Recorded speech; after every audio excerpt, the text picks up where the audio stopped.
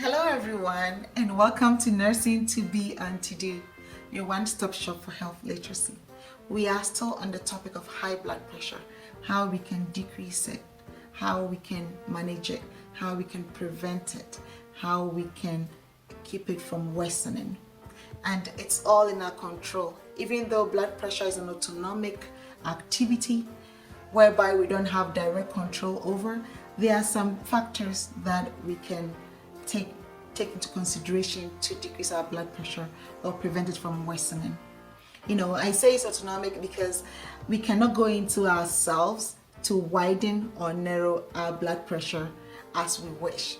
As we all know, blood pressure is a disease condition whereby the pressure against the walls of your arteries are so high that over time it damages the walls of your arteries. And if not in check, it can lead to stroke, it can lead to myocardial infarction, or aka heart attack. So it's very important for us to manage blood pressure if ours is high, or prevent it so we don't get high blood pressure over time. Okay, it doesn't happen overnight, it develops over time. The first factor that is negotiable is stress. Stress can increase your blood pressure, so pick your stress wisely. Respond to stress wisely. And substance use disorder, if you are someone who smokes nicotine or drinks excessively or use other illicit drugs, it can increase your blood pressure and make it high, put you in that disease category. So be very careful. And then obesity, whereby we do not exercise, we live sedentary lifestyles. We put a lot of strain on our heart, and the heart tries to pump harder to meet the needs of the obese body. That can lead to high blood pressure. So please, if you're obese, try and decrease your weight by adopting a healthier lifestyle, such as routine exercises. Exercises in actual sense will decrease your cholesterol level, and it can also potentially decrease your weight as you do it consistently, and also help with blood circulation.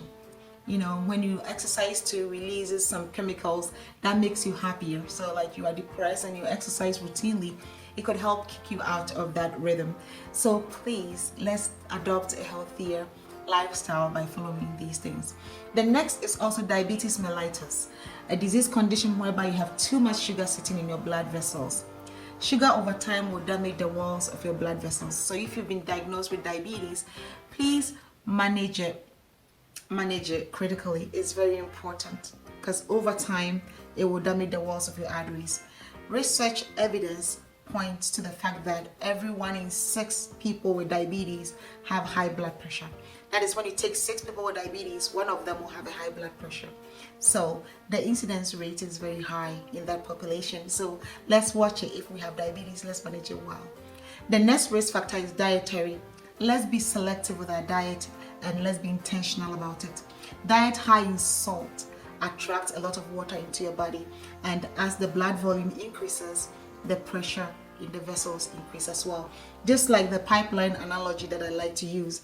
If you have a pipeline with a lot of water coming through it, the pressure in the pipeline is gonna be so high, and if care is not taken, it could burst or damage the pipeline.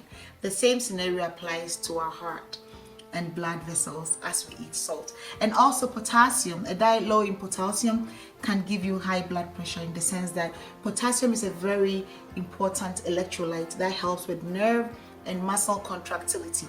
The heart is a muscle, so think about it. You need potassium in adequate amounts to help your heart function. Okay, so just to recap: stress, substance use, obesity, diabetes mellitus, dietary, physical activity are very important. Okay, those are intentional choices you have to make and manage to decrease your risk of having a high blood pressure or preventing your blood pressure from worsening. Thank you.